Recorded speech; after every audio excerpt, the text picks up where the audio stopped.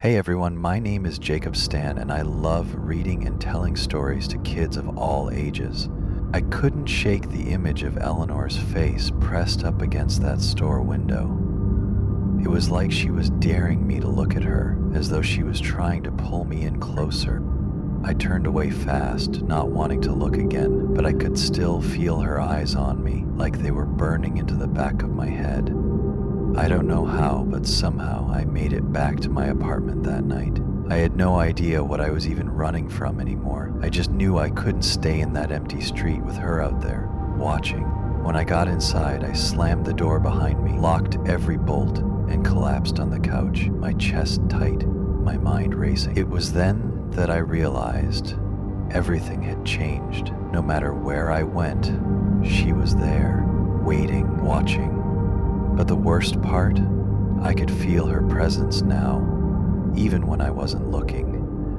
It was like she was in the air around me, cold, suffocating, constant.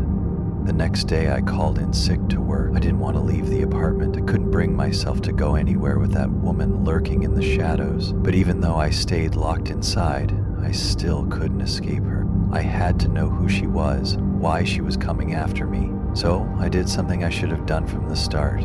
I started looking into her. Eleanor. I spent hours searching online, reading through everything I could find about her. I thought I had uncovered it all. I thought I understood everything. But that's when things took a turn, and it was a letter. I found it in the drawer of my coffee table. Never saw it there before. The paper was yellowed, brittle with age.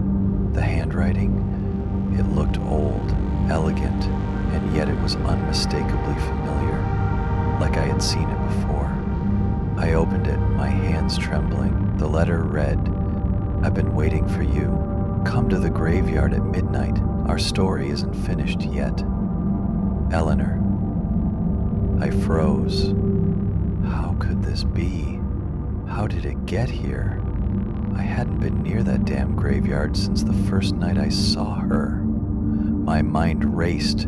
Could someone have been messing with me? Some sick prank? But something told me this wasn't a prank. The letter felt wrong, like it was written just for me, like it had been waiting to be found. I knew one thing for sure. I couldn't ignore this. I had to go to the graveyard.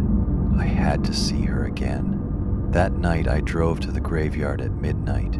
My heart was pounding in my chest. I couldn't explain why, but I had to be there. It was like the letter had a magnetic pull, drawing me to the very place where it all started.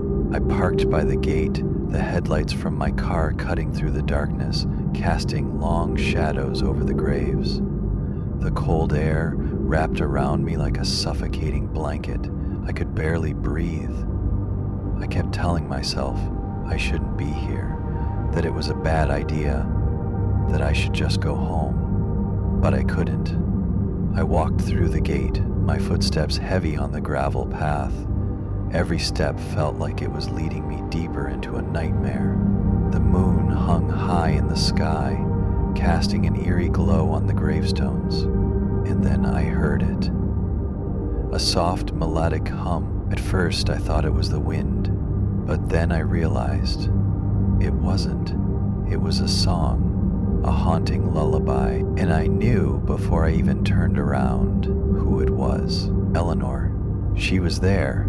I looked around, my pulse racing, but all I saw was the wind whipping through the trees. Nothing else. Then a shadow appeared in the distance, a figure, a woman in a long flowing white gown.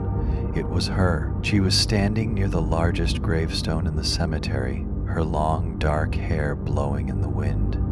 Her pale face glowed in the moonlight, her piercing blue eyes locked onto mine. I froze. Her lips moved, but I couldn't hear what she was saying. It didn't matter.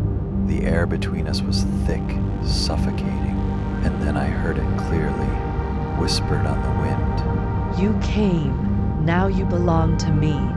The ground beneath my feet felt like it was giving way. My legs were shaking, and before I could think, before I could react, she was moving toward me, slowly, gliding. Her feet barely touched the ground. I tried to move, but my body wouldn't obey. It was like I was paralyzed, like my feet were glued to the ground. I wanted to run, but all I could do was stare at her. And then, before I knew it, she was standing right in front of me.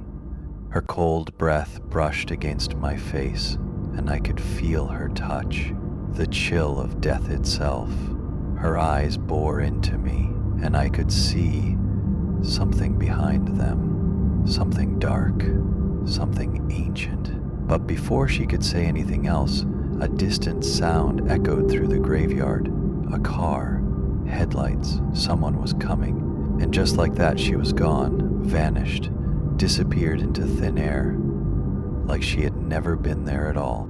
I was left standing there, alone in the graveyard, my heart pounding in my chest. But now I knew this wasn't over, and it was only going to get worse. Alright guys, that's it for part 4. What do you think? Do you think Eleanor's really gone, or is she just waiting for the right moment? Let me know in the comments, and don't forget to like, subscribe, and hit that notification bell. Part 5 is coming, and trust me, it's going to get a lot more twisted. You won't want to miss it. And as always, stay safe out there.